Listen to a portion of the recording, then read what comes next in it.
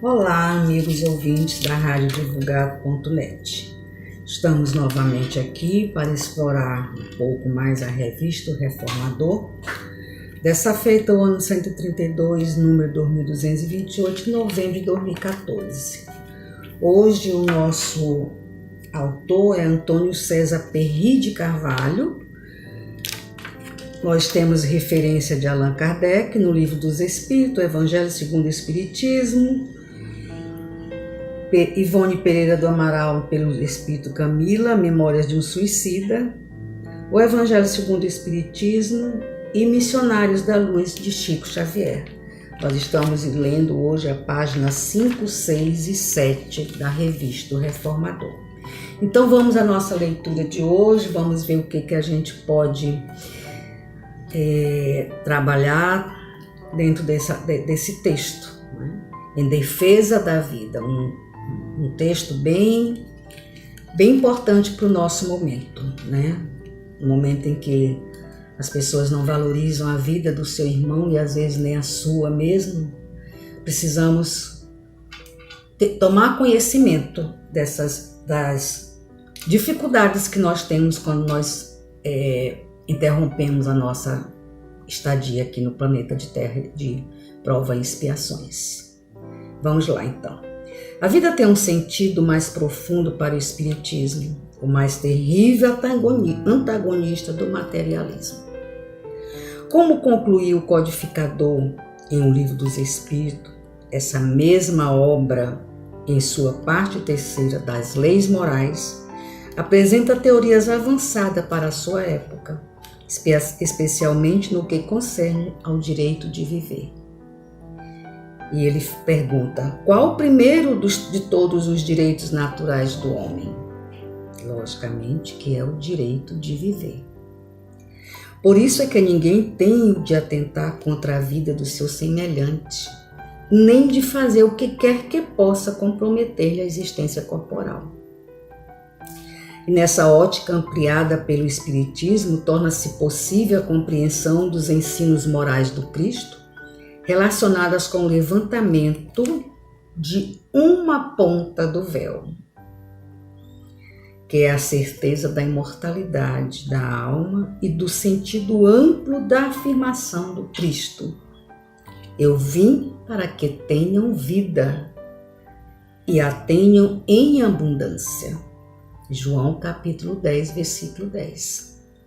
A literatura, o estudo e a prática espírita oferecem condições muito amplas para se compreender o valor da vida física e suas relações com a imortalidade da alma. A gente, quando tem certeza, quando a gente confia, quando a gente se prepara para a vida após a morte, a gente suporta algumas situações com mais naturalidade, com mais abnegação, né? E é muito difícil, não lembro mas acontece, infelizmente acontece, de um espírita se suicidar, porque ele tem consciência das consequências que não são nada fáceis. Logicamente que eles não ficam abandonados. Maria, nossa Mãe Santíssima, é quem cuida deles quando eles desencarnam. Deus é tão amoroso que Ele dá a sua mãe para cuidar dos suicidas. No Vale dos Suicidas, quem está lá é Nossa Senhora, cuidando dos seus filhos que desistiram da vida, entre aspas, porque a vida não acaba aqui, que na verdade eles não queriam acabar com a vida, mas sim com a dor que eles sentiam, que ultrapassou os limites. Mas um dia tudo isso vai passar. Vamos continuar nossa leitura. A vida corpórea deve ser respeitada desde o momento da concepção até o instante da morte natural. Daí serem incabíveis ações como o aborto, a violência, o uso de drogas, a eutanásia e o suicídio.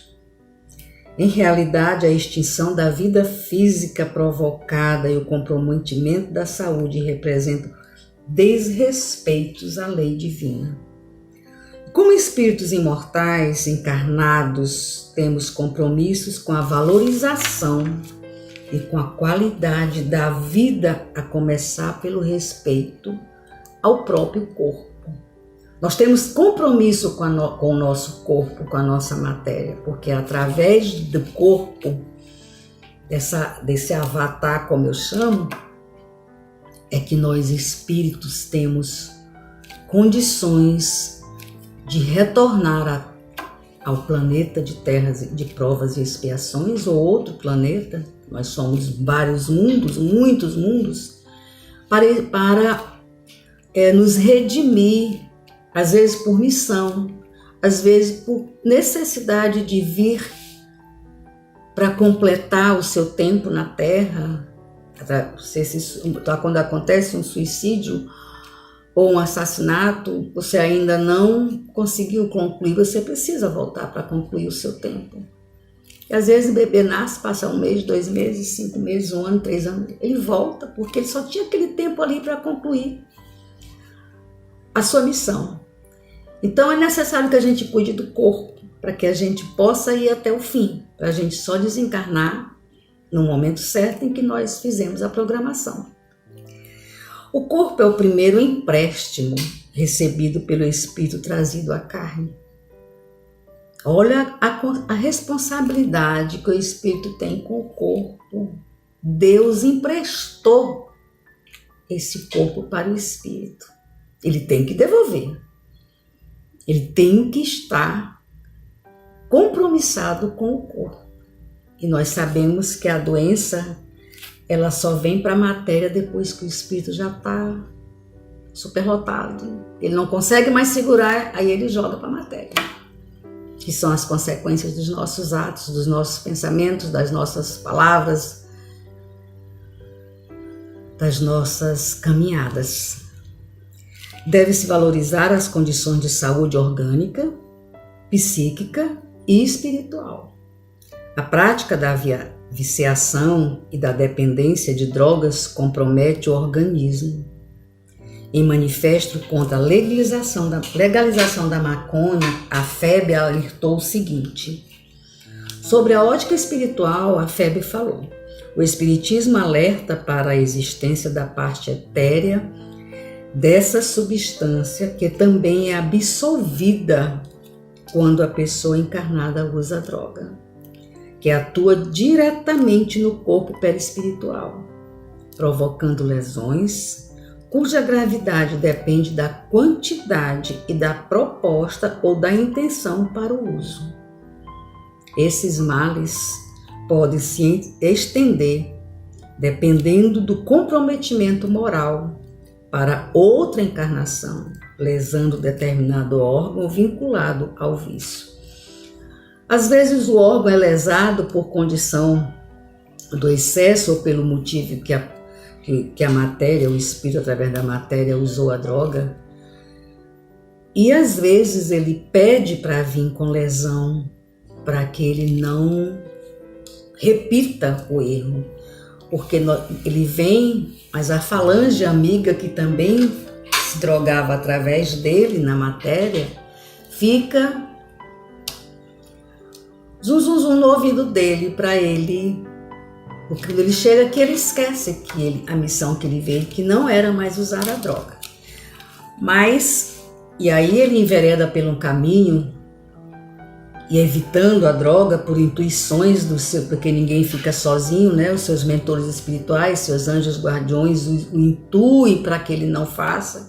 Mas por outro lado tem a falange amiga deles que ficou lá, intuindo o tempo todo. Então, para que ele evite, para que ele resista essas intuições malignas, ele pede para vir com um defeito qualquer, no pulmão, no cérebro, na visão, algo que o impeça de buscar a droga. É muito comum acontecer isso. E no raciocínio espiritualista e espírita, o suicídio não é aceito.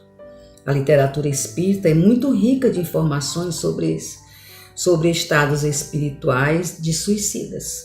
Como exemplo, destacamos trecho do magistral obra Memórias de um Suicida.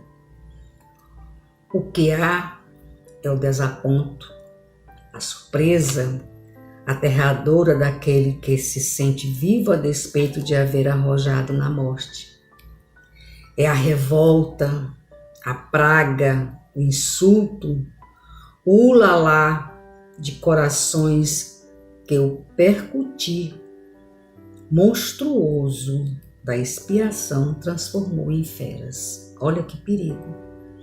O que há é a consequência conflagrada, a alma ofendida pela imprudência das ações cometidas, a mente revolucionada, as faculdades espirituais envolvidas nas trevas oriundas de si mesmo. Olha quantas consequências o suicida deixa no seu caminhar. Na verdade, o suicida, pelo que a gente estuda, ele não quer tirar a vida, ele quer acabar com a dor que ele sente e que ele chegou no limite dele. Ele não suporta mais a dor.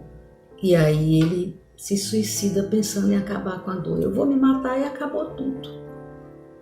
Infelizmente, não é verdade. A dor triplica. Porque quando ele chega do outro lado, ele percebe que ele não morreu, ele só desencarnou. E aí ele fica revoltado, ele sente sensações terríveis, porque ele não conseguiu o seu objetivo. Porém, como Deus é o nosso Pai bondoso, amoroso, Ele coloca Maria, a mãe de Jesus, para cuidar desses suicidas lá no Vale dos Suicidas. Olha que Deus maravilhoso que nós temos. E eles são amados e cuidados para se preparar para retornar a reencarnar no plano de provas e expiações. Continuando, como também não é cabível a falsa ideia piedosa com que muitas vezes se apresenta a opção da eutanásia, que também é uma ilusão. A família vê o espírito sofrendo naquela cama anos e anos e pede para o médico praticar a eutanásia, não sabendo ele que aquele sofrimento é necessário para quem está sofrendo, o espírito na cama, como para os familiares. E aí nós perdemos a oportunidade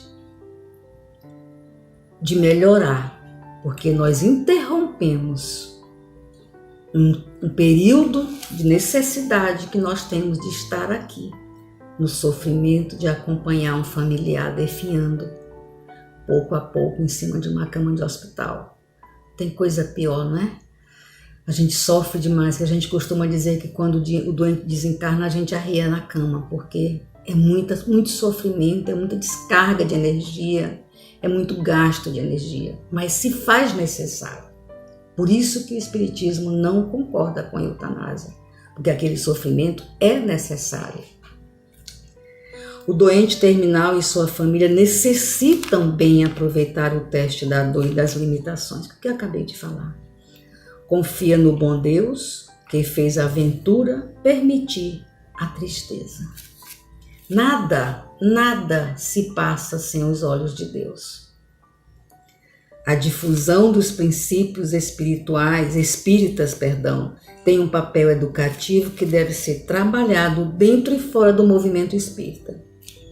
A reencarnação é o meio, a educação divina é o fim. A reencarnação é o meio e a educação divina é o fim. Ao longo da existência, o processo educativo é a principal profilaxia da violência. A começar pelo ambiente doméstico, pois a melhor escola ainda é o lar. E o apoio social, pois os laços familiares e sociais são interligados. Então, os nossos amigos que a gente encontra na sociedade, as pessoas que a gente conhece, está tudo interligado, está tudo programado. Você não conhece ninguém por acaso.